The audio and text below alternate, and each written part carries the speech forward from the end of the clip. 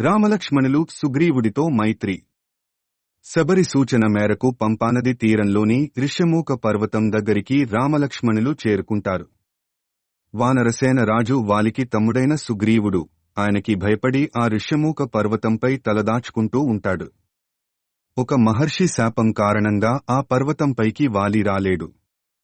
అందువలన అక్కడ ప్రాణభయం లేకుండా సుగ్రీవుడు నివసిస్తూ ఉంటాడు.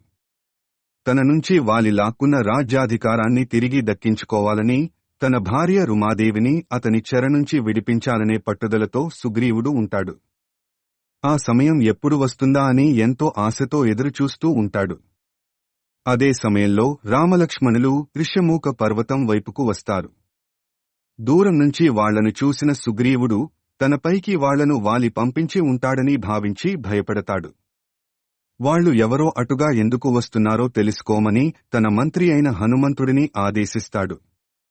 దాంతో హనుమంతుడు మారువేషంలో రామలక్ష్మణులకు ఎదురువెళతాడు. వాళ్ల వివరాలు అడిగి తెలుసుకుంటాడు. చెప్పిన దాంట్లో అసత్యం లేదని గ్రహిస్తాడు.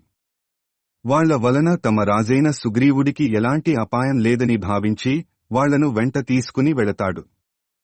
హనుమంతుడు నేరుగా వెళ్లి సుగ్రీవుడికి రామలక్ష్మణులను పరిచయం చేస్తాడు. సుగ్రీవుడికి వాలి వలన జరిగిన అన్యాయాన్ని గురించి రామలక్ష్మణులకు హనుమంతుడు వివరిస్తాడు. కిష్కింధకాండకు తిరిగి రాజు కావాలనే ఉద్దేశంతో సుగ్రీవుడు ఉన్నాడని చెబుతాడు. అదే సమయంలో తాము వచ్చిన పనిని గురించి సుగ్రీవుడికి లక్ష్మణుడు వివరిస్తాడు. రావణుడు సీతను అపహరించిన సంగతి చెబుతాడు.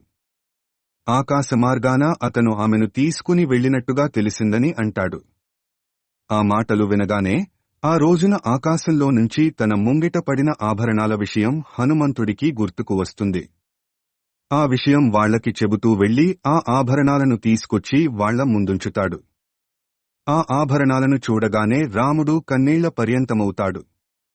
బాధతో ఆయన చూపు మసకబారుతుంది. ఆ ఆభరణాలు చూసిన లక్ష్మణుడు అవి తమ వదినమ్మవేనని స్పష్టం చేస్తాడు.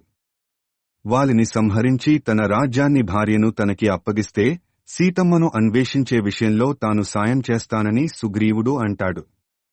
ధర్మం అతనివైపే ఉన్నందువలన అందుకు రామలక్ష్మణులు అంగీకరిస్తారు.